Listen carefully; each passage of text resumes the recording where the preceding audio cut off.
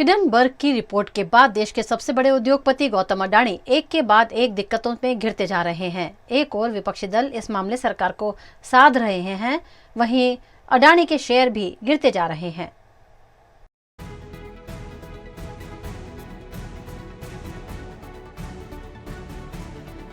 Adani group पर Hindenburg की report के बाद गुरुवार को संसद से बाजार तक हंगामा मचा रहा। अमेरिकी स्टॉक एक्सचेंज डाउ जोन्स ने सस्टेनेबिलिटी इंडेक्स से अडानी एंटरप्राइजेस को बाहर कर दिया। इसके बाद कंपनी के शेयर 33% तक गिर गए। दोपहर 12:30 बजे तक शेयर्स में रिकवरी हुई और सिर्फ 11% की गिरावट बची।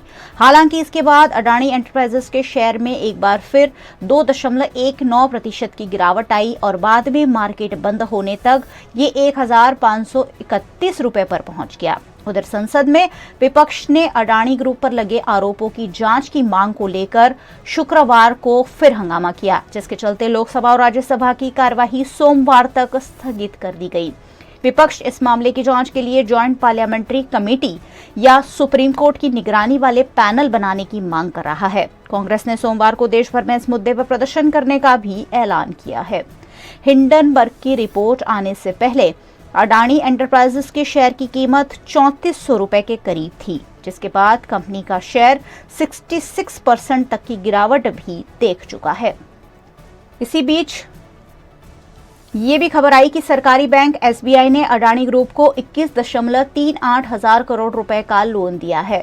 फाइनेंस और इंश्योरेंस कंपनी एलआईसी ने पिछले कुछ सालों में अडानी ग्रुप में 30,127 करोड़ रुपए का इन्वेस्टमेंट किया है। हिंडनबर्ग की रिपोर्ट आने से पहले एलआईसी का ग्रुप शेयरों से प्रॉफिट 81,000 करोड़ रुपए था, जो 2 फरवरी को 43,000 करोड़ रुपए रह गया। विपक्षी नेताओं का कहना है कि शेयर बाजार का ये अमृतकाल का सबसे बड़ा महाघोटाला है। विपक्ष का कहना यह भी है कि लोगों की मेहनत का पैसा बर्बाद हो रहा है। लोगों का विश्वास एसबीआई और एलआईसी से उठ जाएगा। वहीं कांग्रेस अध्यक्ष मल्लिकार्जुन खड़गे ने संसद परिसर में इस मामले को लेकर विपक्षी पार्टियों की मीटिंग बुलाई, जिसमें कांग्रेस, टीएमसी, आम आदमी पार्टी, सपा, डीएमके, जनता दल और लेफ्ट समेत 13 पार्टियां शामिल हुई। इसके बाद कांग्रेस महासचिव केसी वेणुगोपाल ने कहा कि पार्टी कार्यकर्ता 6 फरवरी को देश भर के जिलों में स्थित एलआईसी और एसबीआई कार्यालयों के सामने विरोध प्रदर्शन करेंगे। इसके जवाब में केंद्रीय मंत्री प्रहलाद जोशी ने कहा कि अडानी स्टॉक क्रैश से सरकार का कोई लेना देना नहीं है। विपक्ष के पास कोई और मुद्दा नहीं है, इसलिए ऐसे मुद्दे उछाले जा रहे हैं। देश की सबसे प्रदूषित नदियों में गुजरात की 12 नदियां शामिल हैं और अहमदाबाद की साबरमती देश की दूसरी सबसे प्रदूषित नदी होने की घोषणा की गई है। देश भर में जल प्रदूषण बड़ी समस्या बनकर उभरा है। देश के जल संसाधन लगातार प्रदूषित हो रहे हैं। हाल ही में सेंट्रल पॉल्यूशन कंट्रोल बोर्ड ने एक रिपोर्ट सार्वजनिक की है, जिसमें सबसे प्रदूषित नदियों के नामों का ऐलान किया गया है, जिसमें चेन्नई की कुंभ नदी सबसे पहले नंबर पर है, जबकि गुजरात की साबरमती दूसरे नंबर पर है। गुजरात की 12 नदियां इस रिपोर्ट में शामिल हैं, जिसमें जेतपुर की भादर, अंकलेश्वर की अमलखाड़ी, सुरेंद्रनगर की भोगाओ, वागरा की भूकी नदी, दमन की दमनगंगा, कोठाड़ा की ढाढर नदी, वडोदरा की विश्वामित्री समेत की नदियां शामिल हैं। इस मामले गुजरात कांग्रेस और आम आदमी पार्टी ने सरकार पर निशाना साधते हुए नदियों की प्रदूषित स्थिति पर सवाल उठाए हैं। औद्योगिक गृहोने छूटछाटो विकासना नामे शुद्ध पीवाना पाणीनी जे आपણા કુદરતી જળ સ્ત્રોતો છે, નેચરલ રિસોર્સિસ, એ કુદરતી જળ સ્ત્રોતો નદીઓને મોટા પાયે પ્રદૂષિત થઈ રહી છે। વારંવારની ઘટના આપણી સામે અનેક વખત સતત છેલ્લા 10 વર્ષથી વારંવારના અહેવાલો આવે, પણ તેમ છતાં પણ ગુજરાતમાં સાબરમતી નદી હોય કે અન્ય નદીઓ, એ પછી તાપી હોય, વિશ્વામિત્ર હોય કે મીંઢોળા હોય, મિરોલી હોય, આ તમામ નદીઓના કે પછી ભાદર હોય, આ તમામ નદીઓનું સૌથી વધુ પ્રદૂષણ છતાં સરકાર એ દિશામાં નક્કરતાથી કોઈ કામગીરી ન કરી। 300 કરોડ રૂપિયા આસપાસની રકમ તો શુદ્ધિકરણના નામે વેરફાઈ ગઈ।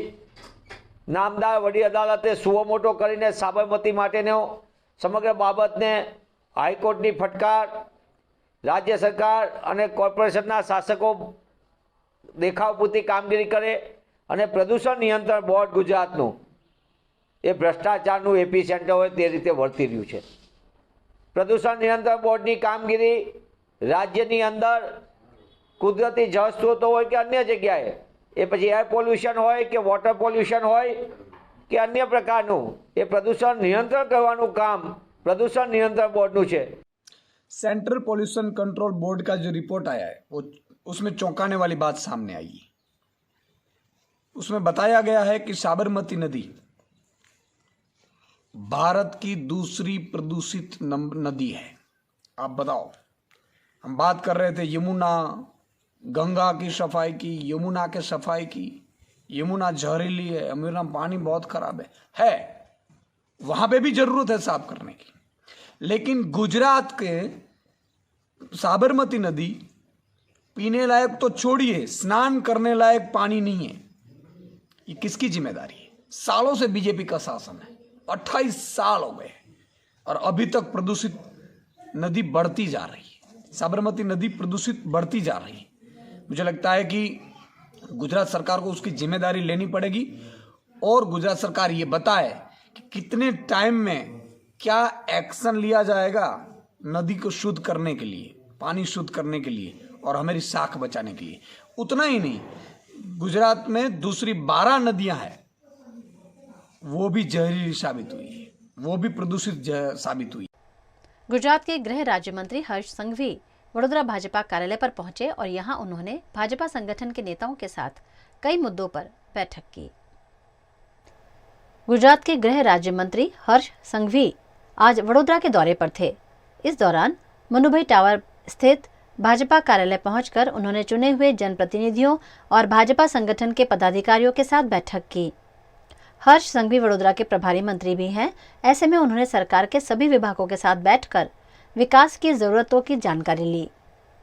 इस मौके पर उनके साथ वडोदरा भाजपा के अध्यक्ष डॉक्टर विजय शाह, विधानसभा के मुख्य दंडक बालू शुक्ल, विधायकों और पूर्व विधायकों की उपस्थिति रही। हर्ष संघवी ने इस मौके पर सरकार द्वारा विभिन्न मुद्दों पर की जा रही कार्यवाही की भी जानकारी दी। वडोदरा शहर અને જિલ્લાની આજે આયોજનની બેઠક બોલાવવામાં આવેલી હતી। વડોદરાના પ્રભારી મંત્રી તરીકે વડોદરાના સૌ ચૂંટાયેલા પ્રતિનિધિઓ જોડે, સરકારી તંત્ર જોડે, સરકારના તમામ વિભાગો સાથે આજે આ બેઠક કરવામાં આવેલી। વડોદરા શહેર અને જિલ્લાના વિકાસ માટે ભારતીય જનતા પાર્ટીના સૌ ચૂંટાયેલા પ્રતિનિધિઓ અનેક સમયથી વડોદરાના વિવિધ પ્રશ્નો અને માંગો જોડે હંમેશા રાજ્ય સરકાર જોડે અલગ અલગ વિષયો પર સંકલન કરતા હોય છે। હું અહીંયાના સૌ ચૂંટાયેલા પ્રતિનિધિઓને ખાસ કરીને આભાર માનવા માંગુ છું, અભિનંદન આપવા માંગુ છું। જે પ્રકારે સંગઠન અને ચૂંટાયેલા પ્રતિનિધિઓએ વડોદરા શહેર અને જિલ્લાના તમામ જે ડેવલપમેન્ટ પ્રોજેક્ટ્સ માટે જે મહેનત કરી છે, જે પ્રકારે નવા પ્રોજેક્ટો માંગવા માટે અનેક વિષયો પર તૈયારીઓ કરી છે, આ અદ્ભુત તૈયારીઓ હતી અને મને વિશ્વાસ છે કે ચૂંટાયેલા પ્રતિનિધિ જોડે અને સૌ અધિકારીઓ સાથે મળીને વડોદરા શહેર અને જિલ્લાના વિકાસની કામગીરીને આગળ વધારશે। આજે મહત્વના પ્રોજેક્ટો પર તો ચર્ચા થઈ જ છે, સાથે સાથે મેલન્યુટ્રિશન, હાઈવે પર એક્સિડન્ટોના પ્રમાણ કઈ રીતે ઓછા કરી શકીએ,